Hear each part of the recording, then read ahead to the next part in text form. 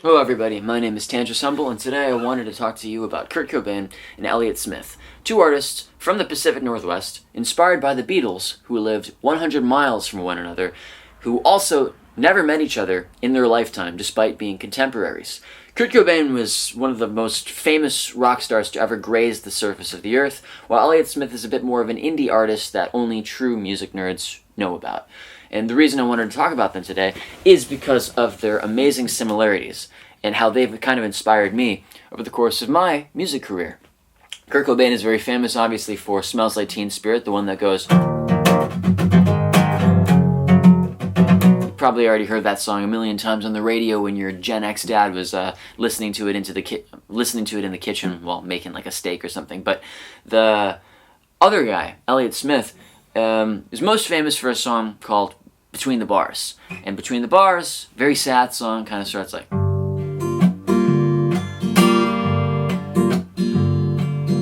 And these two guys share a very strong sense of melody, like I said. So their chord shapes and everything are a different question. Kurt Cobain's being very simple on the guitar, Elliott Smith being quite difficult on the guitar, but they both had a Beatles sense of catchiness to them, which you only hear in select artists. I mean, a couple of others who I think do it right would be the Red Hot Chili Peppers, Oasis, another great example. I think Soundgarden kind of does this in Black Hole Sun. You can also hear it a little bit in the Smiths and maybe The Cure, but just basically a vocal melody that carries the song, and it sticks with you for days afterwards and gets you wanting to listen to like the same song 10, 20, 30 times until you get really sick of it.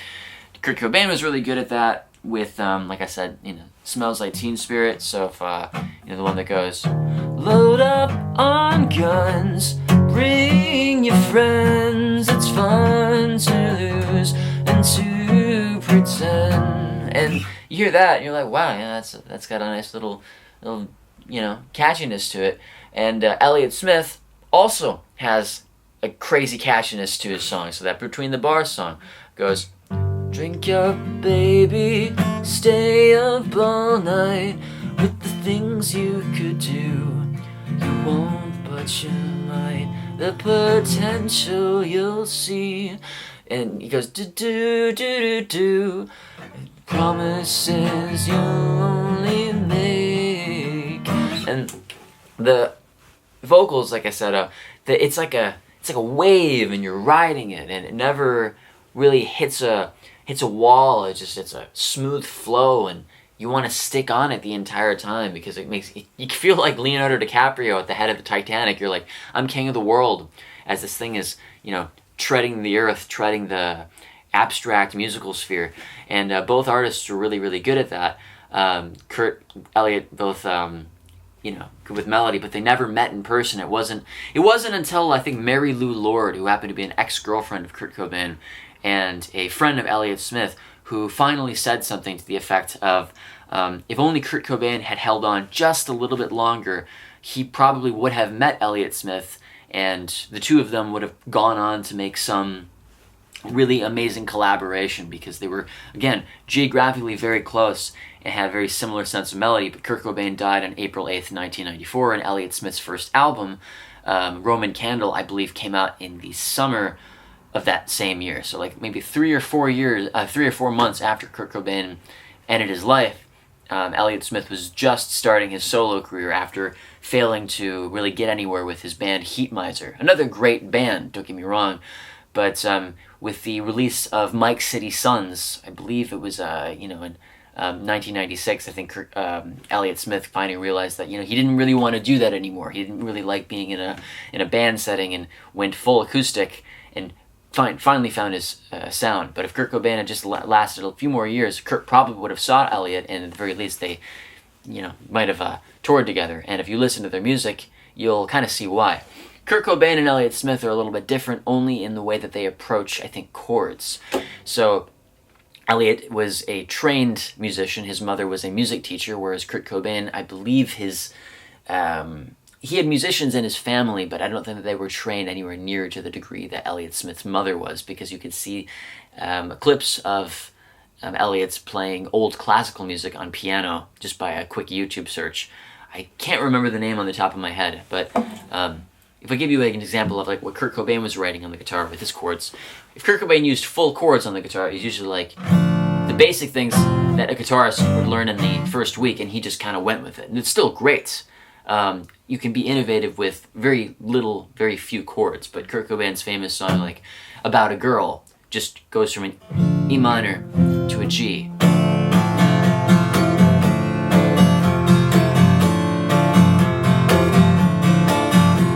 It's pretty simple, right? But if you actually like, I don't know if I could sing this on the camera, I'll try, but the lyrics and the way that he sings over it, it's like, I need an easy friend, I do within. You know, it's kind of hard for me to sing that just as after I wake up in the morning, but the two chords that you have here are doing a lot, and Kurt's vocal melodies are kind of satisfying the rest. Where I think Elliott Smith kind of comes in, especially as a musician, is you kind of get used to this Nirvana, Beatles kind of thing, and maybe you go back to the Beatles and you find that their musicianship is a little bit more complicated than Kurt Cobain's. Maybe that their chords are a bit more satisfying, you know, with John Lennon's like help, I need somebody. You know that song? You probably already heard of it, but Elliott Smith, his chord shapes are crazy weird. Obviously, he has his simple songs, but if you take the About a Girl that I just showed you, there's a song called Christian Brothers that Elliott wrote, which is extremely unique. And Elliott was essentially creating his own chord shapes, whereas Kurt, you know, was just working with what he got, and he was more innovative in the way that he created textures and hit the guitar and was more avant-garde. But Elliott's musical background allowed him to approach the same kind of songwriting from a almost classical jazzy perspective. I think that when Elliott Smith was in college, if I remember correctly, he listened exclusively to jazz, whereas Kurt Cobain was listening exclusively to underground punk music. And you can kind of get this vibe if you listen to Christian Brothers' chord progression. So the chord progression, just listen to this. It's crazy.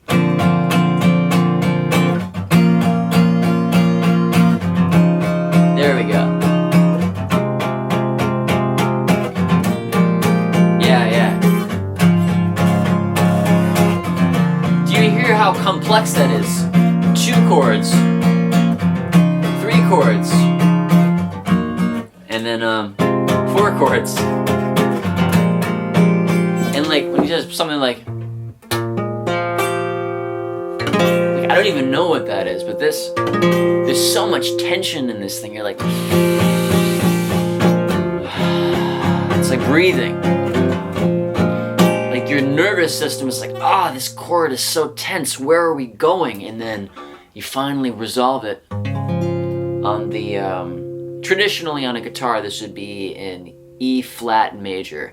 But I don't even know what chord this is, guys. The Christian Brothers has this this tension to it, and then Elliott does the Kurt thing, where he has the vocal melody. You know, if I could sing it for you guys, like. Don't be he crossed this sick guy. Just humming it. I've seen the boss on and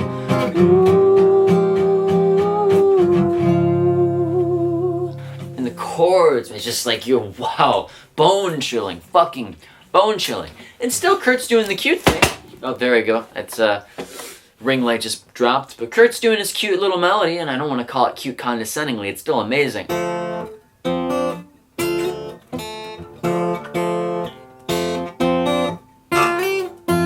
But you're like, all right, you know, that's good. But it doesn't have like the bone-chillingness of like a Christian Brother. So does Kurt Cobain have any bone-chilling melodies? Well, yes, he does. Absolutely, he fucking does. It's just he does it differently because he didn't use very unique chord shapes. He used what he knew and made it work. Kurt Cobain liked something called drop D. And drop D, it's just when you take like the low E string and you make it match the be D, and you get this octave, so you can do like metal music with this, right?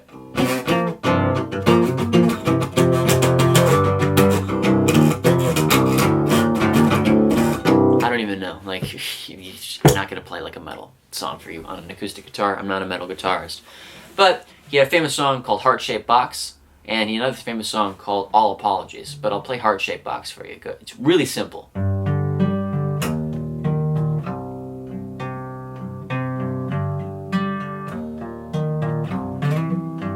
Right? And then, she eyes me like a Pisces when I am weak. You hear that?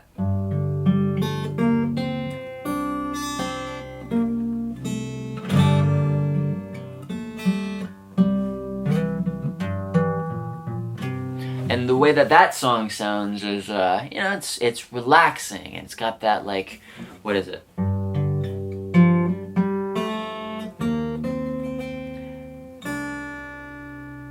You can hear the notes kind of playing with each other and creating that story, and it's like, I forget what you call it exactly, but the harmonies are going in separate directions.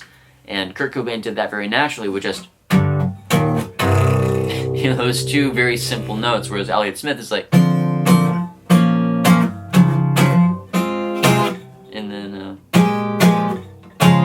you know, and I don't want to, again, I'm not trying to insult Kurt or anything, it's just like Elliott Smith, if you're a big Nirvana fan, is the kind of guy that you want to go to when you want to, like, level up your guitar playing while still maintaining the same sense of, like, Beatles-esque melody. And I think that he was, like, the next step in my musical journey. But, you know, Kurt Cobain,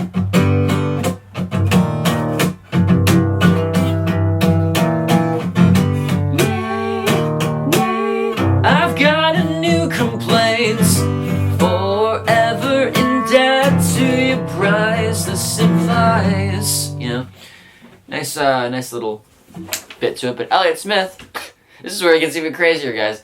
So we have drop D. Well, most grunge artists were using drop D. Everyone was using this tuning in the 90s. But Elliott Smith is like, no, we're gonna take it another level. And he's like, and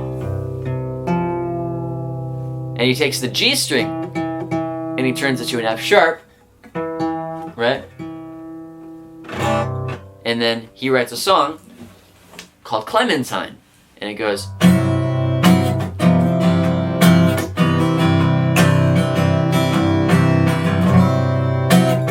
you already hear that? Waking you up to, oh fuck, waking you up to close the bar. And he says, streets wide, you can tell by the sound of the cars.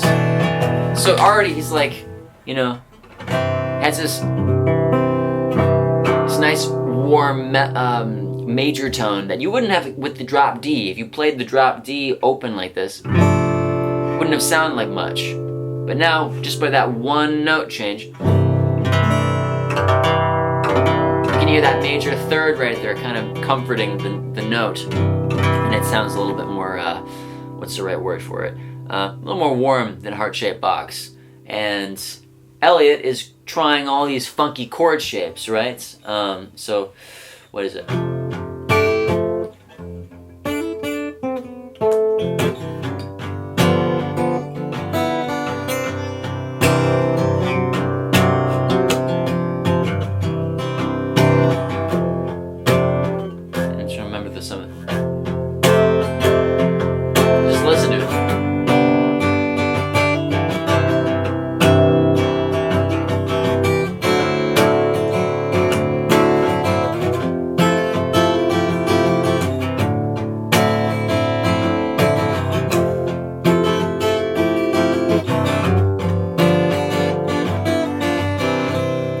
So Elliott Smith, he said, just using weird chord shapes, because usually, you know, the guitar wouldn't be in such a tuning. This is a creative kind of tuning, and he just, what is it? On top of all of that, guys, all these weird chord shapes, you get the nice melody, you know? Dreadful sorry, Clementine. And then, though you still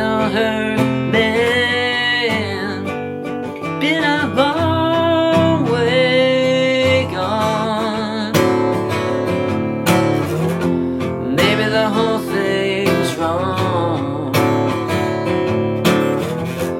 What if you thought so? Just didn't say so. Drink yourself into slow-mo. Kind of get the idea. And I just talk like for hours about these songs, guys, but the beauty of it is every artist has a unique way of playing guitar. But for me, in my taste, as long as that melody there is telling the story that it needs to, use the guitar as you need, and you could do all sorts of funky things. I mean, most guitarists are not as insanely innovative as Elliott Smith, guys. Like, I don't want to suck on his D a little too much, but just, you know, if I take my other guitar, my Yamaha FG 180, which is actually the guitar that Elliott Smith used, you know, just he had this this sense of using the guitar and the vocals. Kurt Cobain had the vocals mostly down, and then he used the guitar in a creative way that worked. But the technical aspect with Elliott Smith is because he not only had a good sense of melody, he knew what he was doing. I know Elliott Smith did not do shit by accident like Kurt Cobain probably did by noodling on the guitar. I'm sure a lot of it did happen that way, but because of the musical knowledge that he had from his mother, what I suspect is a lot of this was all deliberate, these weird chord shapes, you know, like the, what is it?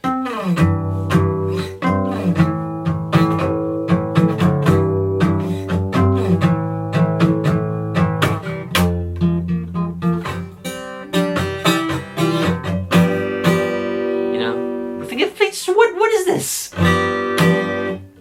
Throwing candy out to the crowd, dragging down the main. You're thinking, dragging down the main. A helpless man who only, what? A helpless man with only hours to go, just waiting to be taken away. You know, whatever, like.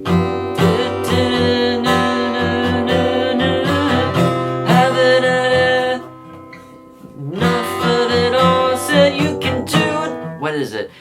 Do what you want to, whenever you want to. You can do what you want to, there's no one to stop you. Isn't that beautiful? I'll spite you up all night. I can't fucking sing right now, I'm sorry guys, but just if I actually warmed up. Look, I think that you all get the gist. I'm just nerding out on Elliott Smith right now, but I'm gonna make another video probably delving into his stuff more deeply. It's just he's a fucking genius, man. He really is. Kurt Cobain too. My compliments to Kurt Cobain for introducing me to music which revolves around the vocal melody. I just think that if you're a Nirvana fan and you're looking to chill out as you get older, which is what happened to me, like I said, I was just an angry kid, and I was pissed off, and I was listening to, you know, Korn and Nirvana and Metallica, Alice in Chains, and after a while I'm like, oh, I'm just tired of this shit, I need to take a break.